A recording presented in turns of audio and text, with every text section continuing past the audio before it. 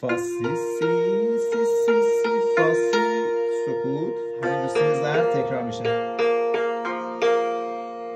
فا سی سی سی دو دو ره دو دو سی دو دو ره دو دو سی دو سی سی سی فا سی سی سی دو دو ره دو دو سی دو دو ره دو دو سی دو سی سی